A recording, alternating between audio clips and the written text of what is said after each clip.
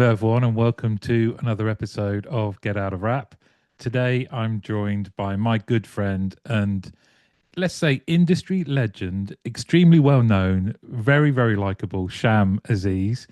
Now, this might be a little departure from our um, usual episodes, but that said, as Sham just reminded me before we hit record, everything is CX, and we're gonna wind our way to that point. But Sham, thank you very much for joining. Thank you, Martin. It's always a pleasure. I love being around you, whether that's in person at the expo or online. So, you've made my day. Me and Sham go back a long way. We both bear the burden of being ardent Tottenham fans, and message each other to share in our sorrow. And Sham mentioned the expo. We spoke about coming on, doing another episode about a subject. To start with, anyway, a subject that has probably impacted your town where you're listening to this now, and something we both feel very passionate about, and something that I was curious to find out how Sham is, and that is the proliferation of St. George's flags being shoved up on lampposts. Uh, and personally, my opinion, this is a campaign of fear and intimidation. And I spoke with Sham about it, and I just thought this needs to go out to a wider audience. This isn't something that we can pretend isn't happening and just sit back and do nothing. So so Sham, when did you sort of first become aware that this was a thing? Well, probably over sort of summer, probably last year. Just started seeing all these flags go up, I guess. It was a bit confusing at first, actually, because I saw the Union Jack flag and then St. George's flag, and then infighting amongst the flags. And hey, you can't put that flag. No, we're going with this flag and that flag. And at first, it was just side noise. I kind of ignored it. But then when my son came home one day from school and asked me about them, then I realized actually I can't really ignore this. I need to understand it a bit better and be able to answer any of his questions or help him at least make sense of some of it and all of it. And I guess pretty much usually when there's something I don't really know, I go in with the most open mind that I can, even if my first instinct is to pick a route or side. I want to see it from all angles before I get to a decision. And so I try and put myself in the shoes of this group of people that I started seeing in my town appearing every other weekend. There's a hotel in our town that's used when immigrants come to the country. And I was just trying to figure out what they were unhappy about. And I guess when I was trying to rationalize it, make sense of it, it sort of ended up going down this road of intention versus impact. I think the intention, as I understand it, and I'm happy to be corrected, is about pride in the flag. However, the impact of pride in the flag didn't seem to match the intention. And so I sort of had a rough idea of where it was going, and having now forcibly, after noticing it, trying to understand it, I sat down with my son and I said, "What do you want to know?" And it was driven by, as we drove past this hotel, outside there's grassy areas and there's a roundabout, and my OCD was triggering quite hard because it wasn't even a straight cross, it was a bit wonky, and my son was like, well, why have they painted the roundabout? And why are they shouting at a hotel? And I just let him ask his questions, sort of just try and get them out. Oh, Dad, why are they shouting at a hotel? Maybe they just want to speak to the people inside. Oh, I know somebody from that hotel. And I was like, oh, tell me about it. And it happens that there's a family from this hotel, husband, wife, and they have a little boy, 5 years old. And he joined the primary school that my son was at. And that family came over as my wife was dropping my son off to school, and he was asking for help. He wanted to know where the local bus station was, where the council was, what day the bins are collected, and where the job centre is. And, he just wanted to know how the town worked so that he could come in, be effective, find himself a role, put his son into school. And he was looking for a recommendation for the school as well. So my son had seen this at the beginning of the school gate and gone into school. So now when he would see this boy during break times, he'd go over and just say hello, just a familiar face. And he's built up a bit of a friendship. And so when we're driving past this roundabout and this guy's shouting at the hotel, my son's like, but he's a grown man, Dad. He's wearing a flag as a cape and he's shouting at a building. But my friend is in that building and my friend's a child. And this grown man is shouting at this building like, I think he's going to scare my friend. I don't like it. And so it kind of, I think when children ask questions, they already have the answers, but they're just looking for a bit of reassurance and a bit of understanding. And so more than anything, I just gave him a safe environment to be able to ask me what he wanted to ask me because he had noticed, going back to your earlier question, when did you start noticing this? I sort of started to notice it, but I forcibly noticed it once my son sort of scratched that itch. And so I've gone into a monologue of a story, but ultimately we didn't get to a conclusion because what I didn't want to say was it's it's fear and evil wrapped all together. I wanted to try and get inside the shoes of this guy that was standing on this piece of grass and figure out what's his fear, what's his concern that's made him go there and do that and shout at a building, which is really ineffective, by the way. But anyway, so at this point, um, I sort of started looking into it even more. And unfortunately, we're surrounded by a certain part of the media that feeds this narrative. And the sort of I don't know if it's a conclusion, but my working hypothesis right now is a bit like, hey, the world's gone a little bit crazy. And if we localize that to where we are, people are finding it quite hard. And within and around that, everybody's being impacted by it. And people look for reasons to try and figure out why it's happening, and in some cases, apportion blame. And a certain part of the media have found a way to very quickly say, hey, don't look over here at any of this stuff. These immigrants are the reason behind all of your problems. They're the issue. Isn't it terrible that they're getting put up in hotels? But it turns out that they didn't put themselves in those hotels. They also have fear. They also had to leave where they were to come here for whatever reason they came, whether it's political, whether it's economic, whether it's through war and other reasons. And so what I ultimately came to in my working hypothesis is actually we're all probably a little bit the same, but our fears, whilst internally and the intention behind those fears is right, the impact that we're having on each other is not right. And it's a distraction and it moves us away from years of government neglect, you know, the investment within all of the services around us, whether it's housing, health, or otherwise. What's happened in terms of the economy, job losses, restructures, and then around all of that, you see all of these loopholes and systems set up for corporations and pals of the government who lead a completely different life and are not impacted by any of this, whilst they leave us to be distracted and argue with each other. And so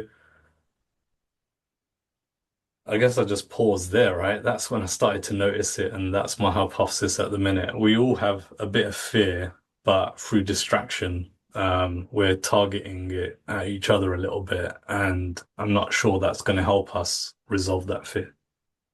And how's it made you personally feel? You spoke about your son there, but for you, you know, lovely human being.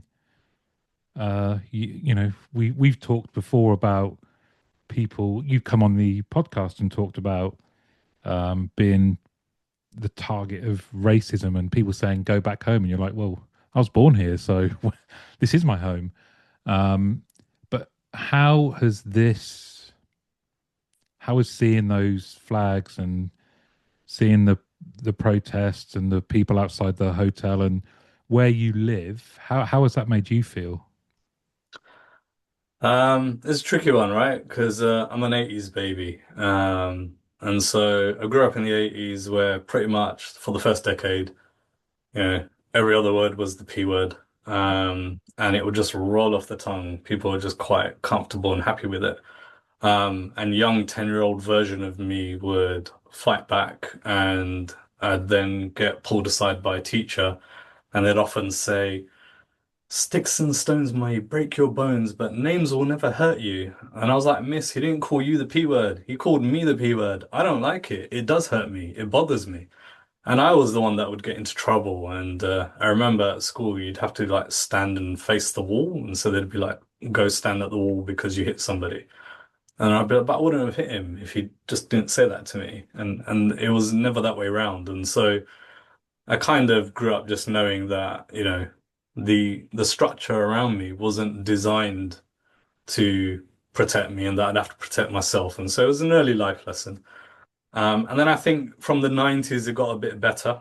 And so, you know, I stopped hearing that word and now it's very rare to hear it.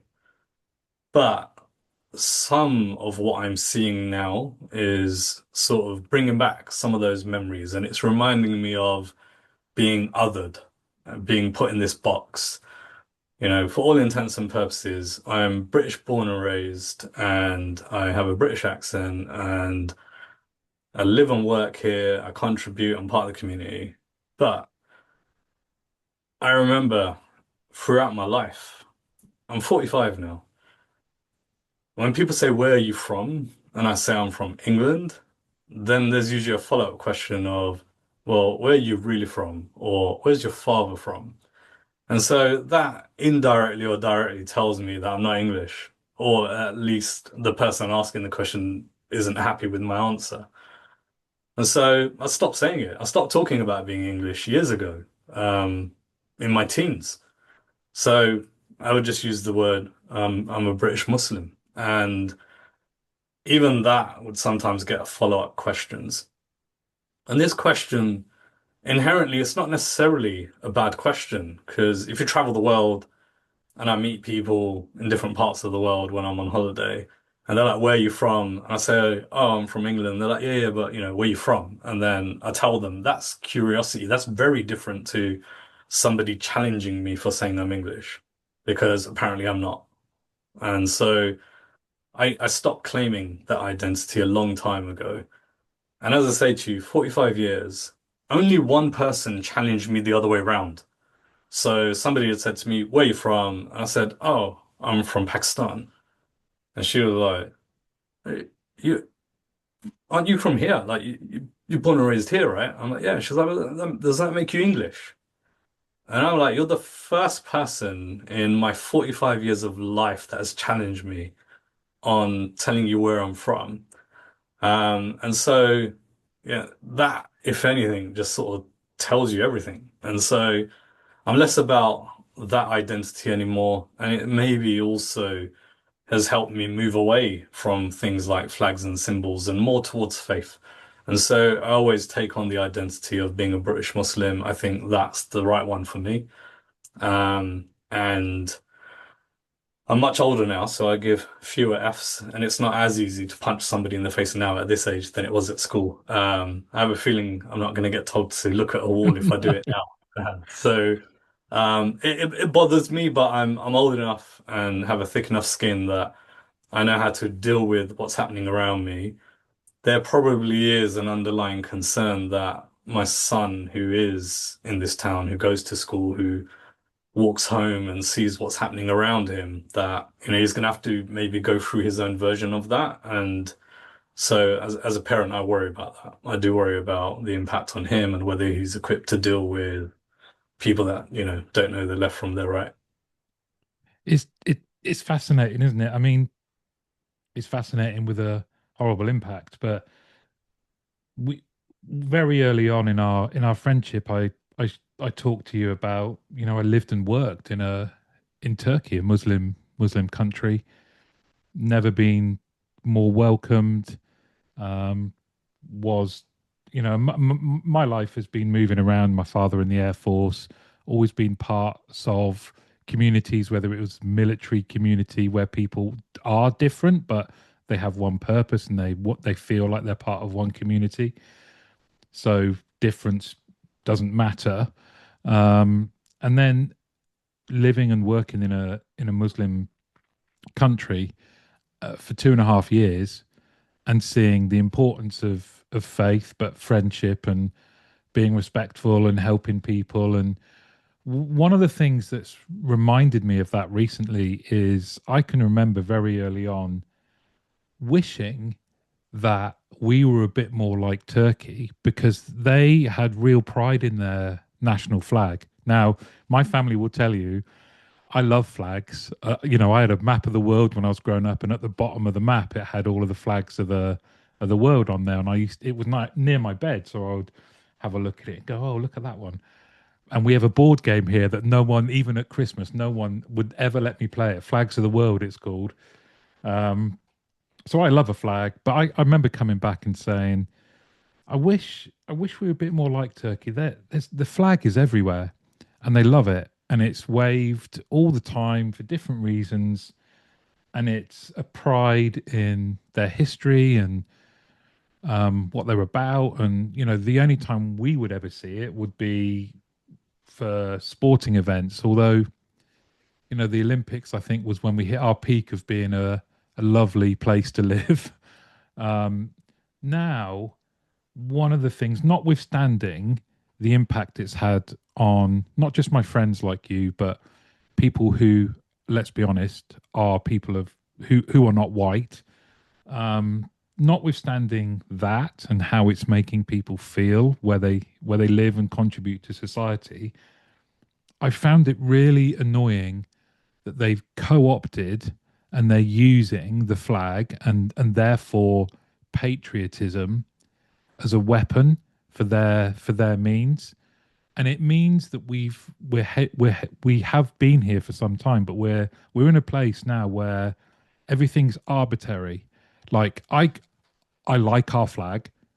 I like both versions of the flag. I like all flags, but I like ours, and it means something to me. But now I feel like if I say that, it means I'm supporting of how it's being used, which of course I am 100% not.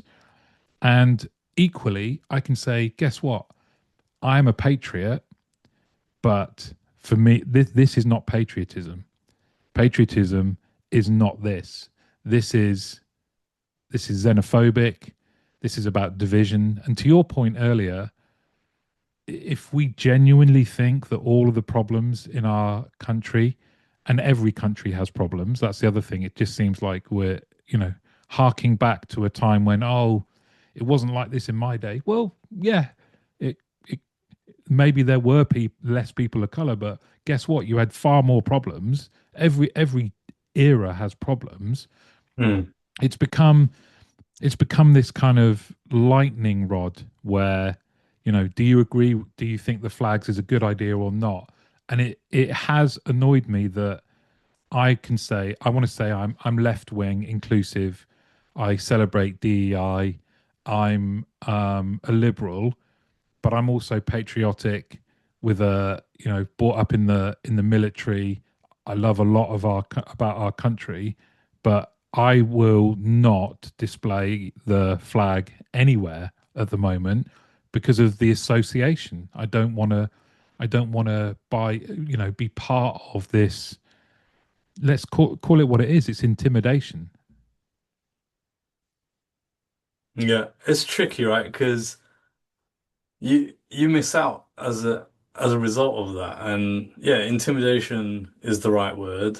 And the other sort of, I guess, couple of words that come to mind is the intention behind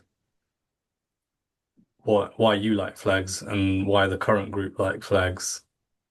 It always comes back to the impact. And the impact that it's having on you is that you're missing out. And I know your kids are no longer tiny anymore, and you know, you don't have to worry about it as much because they're much older and they're able to form opinions and have a view of the world. But like, why should you miss out? Why should you miss out on your patriotism? And patriotism, if we take that a bit further, I'm not anti-patriot. I don't have a problem with that. But ultimately, I'm stuck in this middle ground of not being accepted because of how I look and where I'm from. But if I then go and get the Pakistani flag and walk around with that and wear it as a cape, what do you think would Yeah. be the impact of that? And whether people would call me a patriot or whether I'd be starting to call something else. And it's just not the same. And it just comes back to distraction. I feel like we are so distracted, all of us, left, center, right. And the impact of that is what's happening around us within government, policies, housing, health, wealth distribution. All of these things are getting worse, and we're not cohesive. We're not together as a community. You spoke earlier about Turkey and what you loved about it. And for me, I would summarize it as community. You loved the community Mm. feel of what they were doing, and the flag for them is a symbol of that community. But we as a community are divided. We as a community are distracted.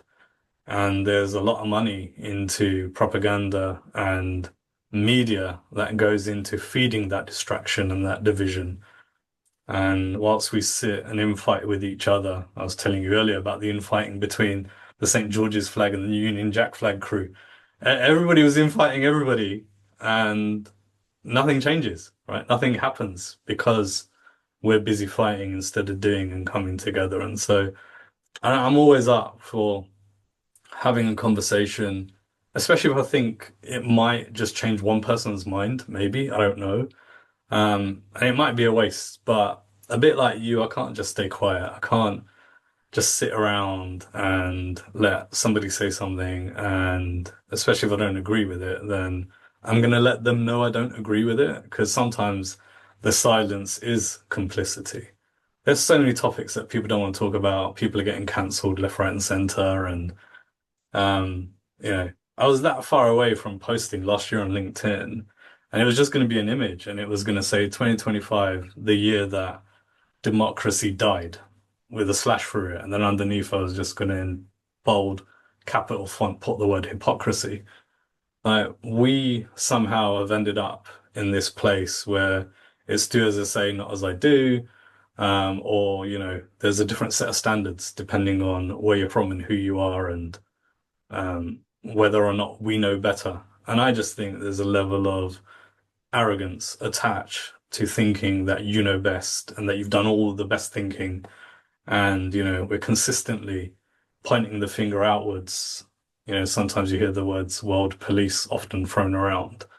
But we are not holier than thou. And so I just think, again, all of this is distraction. 100%. Let's be honest, the perpetrators of this division, whether it's in our country or abroad, they're grifters. They're doing very, very well out of the discord that they are sowing. And it can feel hopeless. Um, I always tend to come back locally. I think locally you can make a difference, and you can see the benefit of, let's be honest, it's this weird fascination of pointing out differences.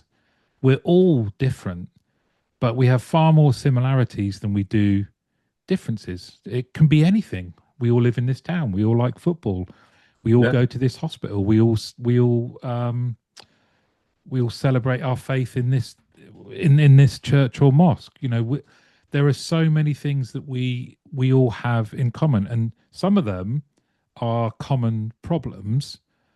They are not going to be solved by singling out the differences and laying the blame there. And I think the people that are that are leading this type of divisive movements. They take very, very complex problems and simplify them and point to a certain group, and these are the hallmarks of um, fascism. It's it's control the media. It is keep propaganda, but it is taking very, very complex situ problems, simplifying them and pointing to a certain group and said, well, actually, if they weren't here, things would be so much better. And then when you follow up and go, well, how would they be better? Well, no, let's just there's no answer. There's no answer, and it can and it is so complex, and it can feel so dizzying to try and think, well, there's not much we can do. We're just going to have to let it play out. But we can make a difference. We absolutely can, just by talking to people who might be from different groups and checking in with them and seeing how are they feeling and what can we do about it and what can we do locally to show that actually this isn't us. Yeah, I agree with all that. I think you often, or perhaps less often, you see sometimes the other side of the story, right? Where, certain hero saves the day and now we're going to highlight where he's from because this time it matters for this story because it sells, right? And it's Yeah, hello, Hugo. there he is. Um, so yeah, at that point it then seems to matter where somebody's from because now they're a hero. Um, I like your points around what you can do locally, checking in with people, and the community support. Because whilst I did say earlier that as a wider community we're divided, within the wider community comes the local community that you're referring to. And whether that's your football group, your group at the mosque, your group at the church, your group at the local charity that you volunteer at, whatever it might be. Like we have a food bank just around the corner also, and there's a great bunch of people that get together there volunteering, helping sort parcels every weekend. They're the ones that I want to spend time with and hang out with and check in with them and see how they're doing. And yeah, it's talking. I think it helps to provide a counter to all of the airtime that the right side is getting, because there's a lot of money behind that. And so how do we counteract that? And, earlier you and I were talking about, it's turned into a political podcast, but we Yeah. were talking about, the Green Party and how they've had, I don't know if resurgence is the right word, but let's say that they are resonating right now with the narrative and what they're talking about. And so we have to counter the right. If they are as motivated to sow division, then we should be as motivated to sow community and bring people together. So I'm with you. I'm always up for a chat. It's one of the reasons why I agreed to come and do this session with you. I don't know if it just helps one other person to not feel lonely, or one other person to reach out and just look for support, then great. And if not, it's like a counseling session for me. I love spending time with you anyway. Well, we've cancelled each other many times over the years. Like I said earlier, often about Tottenham's performance. Um, but yeah, I'm with you. I think Zach Polanski has done something a bit different because he's talking about hope. He's talking about how things can be better. That this isn't. We don't need to. We're focusing on the wrong things. And again, it's this arbitrary thing.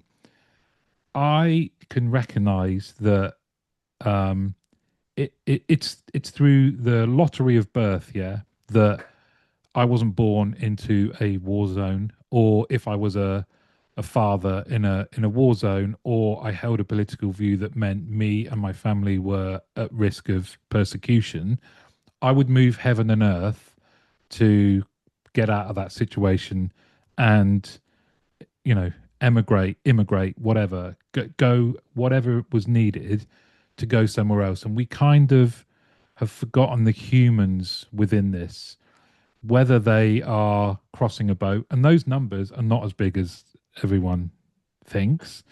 The Um, invasion of the boats. exactly. we seem to have forgotten the humans and what they have gone through to get to where they are. And it's interesting actually on numbers. Everyone there is a belief that there is the horde of refugees, and even that, people now say migrants rather than refugees. These are refugees, are traveling all the way through Europe. They're not stopping in any of these other European countries just because they want to get to the UK because they think the UK is a soft touch. When you actually look at the numbers of European countries and the amount of refugees that they take in and the percentage of the population, we're one of the lowest. We're one of the lowest. But again, that's often forgotten. But I think someone like Zach Polanski, regardless of whether you agree with all of the policies or not, it's just nice to hear. It's just nice to hear someone that isn't on the TV or social media castigating a blanket castigation of a group of people. And this person's going, well, actually, we should be doing this and we could do this. And if we put our minds to it, we could do this. And this is what we believe. And I think he's done a really good job because he is taking on the argument of saying, I'm inclusive and we are better by being a cosmopolitan country London's one of the greatest cities in the world. Most languages spoke there. It's a wonderful, wonderful place. Our country, I've always been proud of. I thought we were welcoming. I like to think we still are. And we're better because of the different groups that we have that make up our country. He he's verbalized far better than me that you can still say all of those things, but at the same time as saying you can't have uncontrolled immigration. There has to be some control to it. Of course, there does, because how do people get access to services? Who does qualify for asylum or not? That of course there has to be a process, and it can't just be. It's not all or nothing. But again, that kind of argument is often lost in all of the noise and the division and the anger. Um, just changing tact ever so slightly, you mentioned something earlier, and that was as you've got older, the importance of your faith. Is it something that has just happened naturally, or has there been some key points where you thought, you know what, I'm gonna that relationship you've had with your faith, Hmm. has it waned or and now it's back? What how important is it to you? It's a really good question. Like faith has always been part of my fabric from a young age of going to what I would call Islamic school on a weekend. So go to school normally Monday to Friday. Then on Saturday, I'd go to Islamic school and learn how to pray and learn how to read the Quran. And so from a young age, it was just putting in the reps and going where my parents sent me.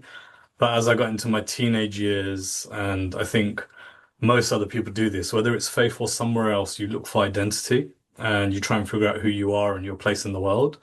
And for me at that stage, it was no longer about my parents sending me somewhere to go and learn on a weekend. I now had, I'm a teenager. I've got access to free will, and if I don't want to go somewhere, I don't go somewhere. If I want to go somewhere, I go somewhere. And so, from a young age, I always sort of found it interesting learning. But once I hit my teenage years and started experiencing the world, I lost one of my friends. He was very young. He drowned, and it kind of was a bit of a dark place, and I don't know how or why, but I turned back to faith, which is what I'd always learned as a safe space to go and mourn and, you know, think about, losing this friend. And over the years, that faith has been tested for different reasons. So, by the time I was sort of a teenager, just exiting those years, September 11 happened. And suddenly going from the 80s of being called the P word to having a nice sort of 10 years of nothing. Now suddenly it was the Islamophobic language that started to come out and people asking me to justify being a Muslim and trying to talk about all of these terrible things that had happened. And I think one of the first questions I would always ask back to somebody when they'd come to me and say, "Oh, why do you think this nutcase got an aeroplane and flew it into a building?" And my answer was, the answer's in your question. This person is a nutcase. This person is not Muslim. They might tell you they are, but they're not accepted by us in our community. We don't agree, and I cannot be represented by the actions of a few. If I flip that back round, I'm sure the same would apply to you, right? And so, really quickly, that kind of extinguishes the argument. So, faith has always been an anchor for me in dark times, but also in good times, like getting married for the first time, like that's quite a big celebration in the Islamic faith of marriage and having a child and teaching him how to pray and praying together for the first time. All of these things are moments that anchor me back into a nice place, a place where I'm comfortable and I feel good about myself. And so in and around when we have a bit of noise and things aren't quite working out, I always kind of have that faith because I know that at any point in time I can reconnect with my faith and put my head on the floor when I pray and just reconnect with my creator. And I know sometimes people are uncomfortable talking about faith and creation and saying words like God and stuff, people start to sort of panic a little bit. But in the end, whether or not you are a person of faith or not, or whether you're a person of culture or a different community or group, or if football is your religion, like what is similar in all of that is that we can gravitate towards a way of life that makes us feel good and comfortable and safe. And so it's never waned for me. If anything, it's gotten stronger and stronger over the years, especially when it's been challenged, especially when I've been challenged. And I'm like, no, I'm even more proud to be a Muslim now than ever before. So I'm always out posting about that. I talk about my experiences traveling the world. When I do travel the world, I love to go to different mosques. I like to take pictures. I like to go and pray there. So faith, if anything, is the key pillar for me. And I think as I sort of get older and as I see more things in life and around the world, you start to slowly enter into this territory of zero Fs. And as you get older, you give fewer of those. Or if you do give them, you give very specific ones about things with purpose. And so faith has never waned, it's only gotten stronger. And I always try, if I can, to have the right character and behavior without preaching to anybody. That if somebody was like, oh, he's not a bad guy, I quite like him, I like hanging out with him, and then they get to know me, and if they somehow associate that with, oh, this guy's a Muslim, maybe Muslims can be good, then if anything, I'm trying to be an advert without trying to, be preachy about it. I want to be the best possible Muslim I can be so that I can give an alternative narrative to all the nonsense that's out there.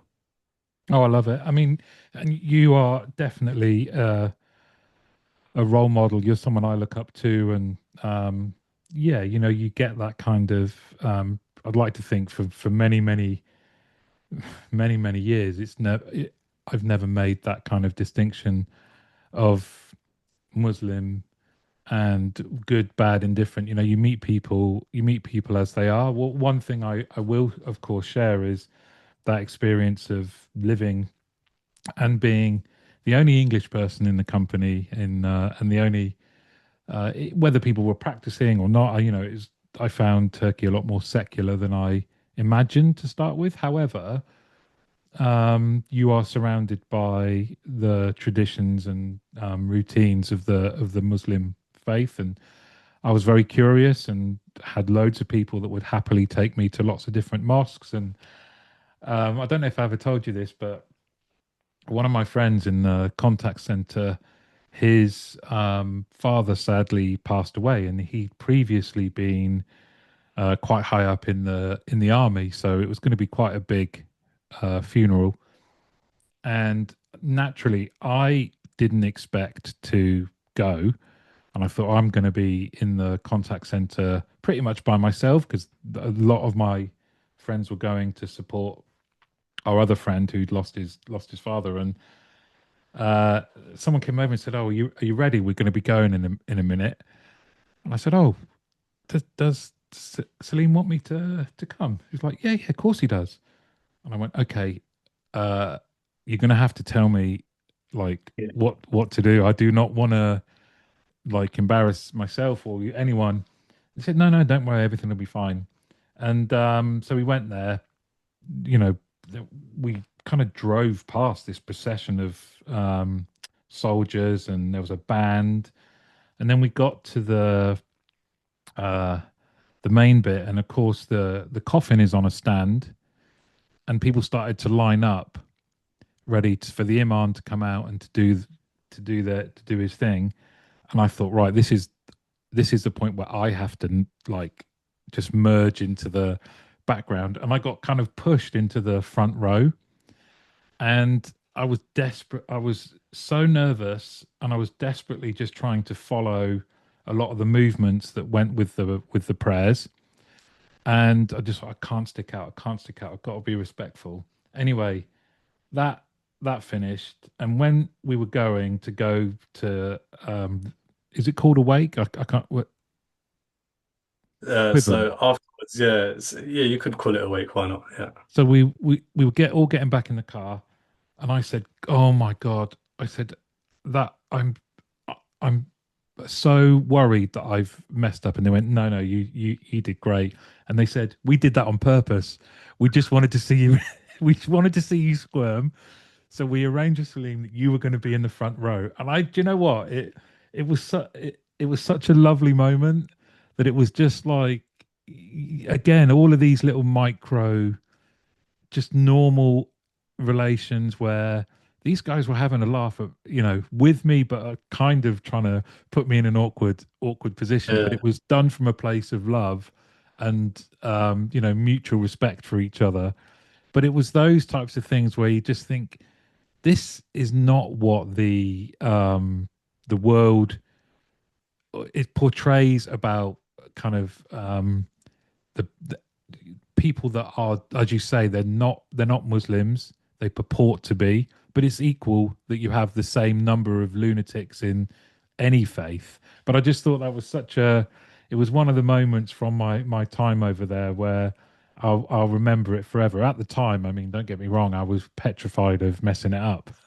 Yeah, it's interesting, but they saw you as one of them, right? And you started off by saying you went there for work, but to get invited to somebody's father's funeral, it's a big deal. And obviously, Salim felt that way about you. And even if they'd had a bit of fun, it also shows that, as sad a moment as death is, there's an element of celebration too, Mm. because ultimately you go through good times, but we also have to go through bad times, right? Cycle of life.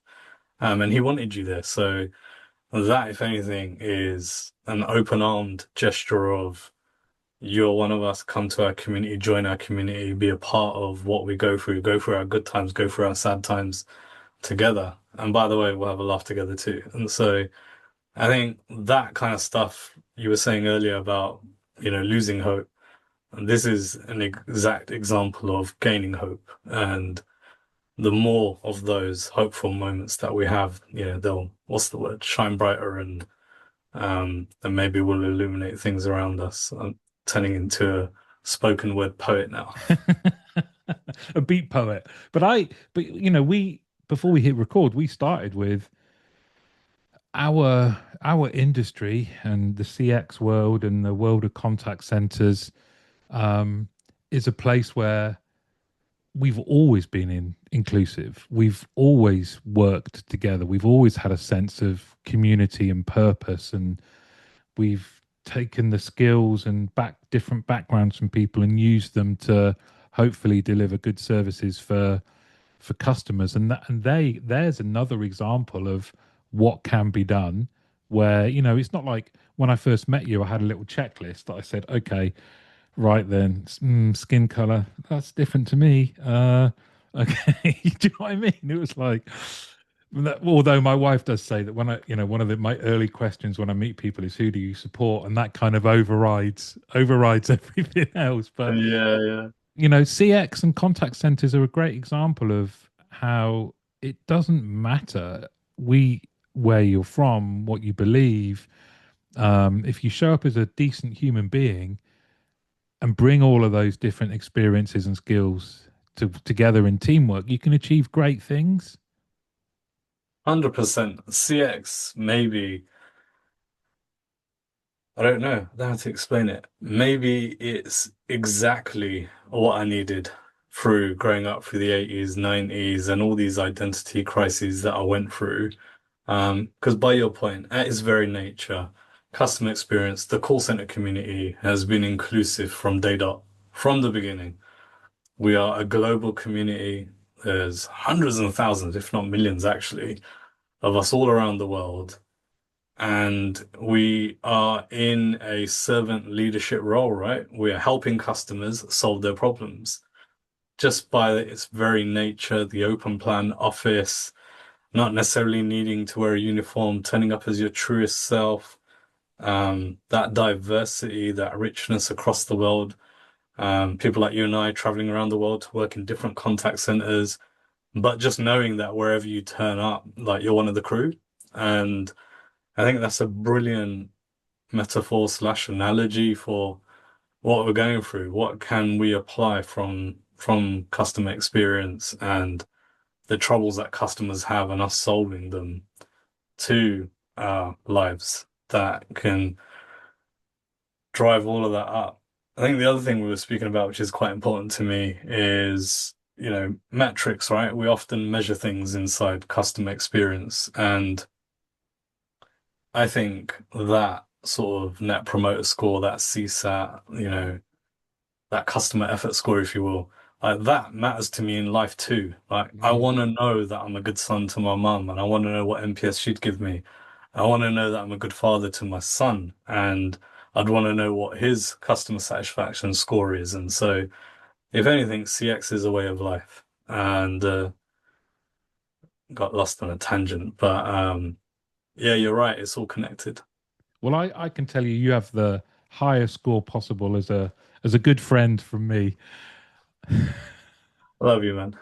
I love you too. And Sham, thanks very much for coming on. And these were tricky subjects. I kind of forgot we were recording. It was just like a normal one of our chats. But then I realized we hadn't spent a great deal of time. We've probably only mentioned it a couple of times talking about how bad Tottenham are, and we just hope for things to be better. Although we did win a trophy last year, so that was Yeah, it our was a big moment. moment. Big moment. It was one of those, another life crisis. It was at that kind of stage where my son, he was like, I've been a Tottenham supporter my whole life. And he kind of knows I sort of just put him into that spot. I didn't give him a chance to pick his own team, right? I was Yeah, like, same as my Coyes son. all the way. Yeah, right.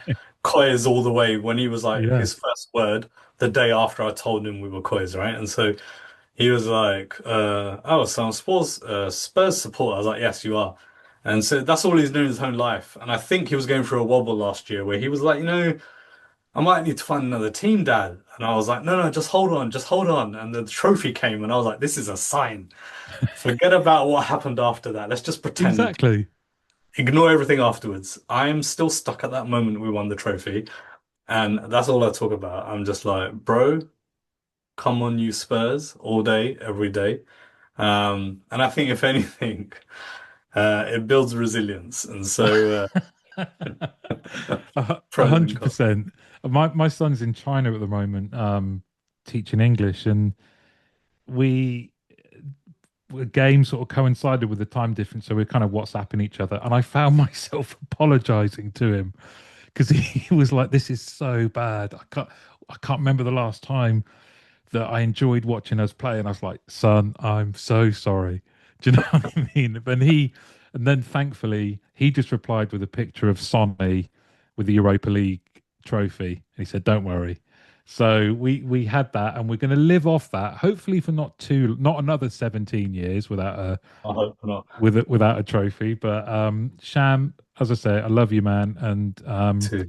I love your message that if this has brought an iota of comfort to anyone, then it's been worth it anyway just to spend time talking to you. But I know that And you are always receptive to people contacting you. If you don't already follow Sham. His LinkedIn and other social media is exceptional.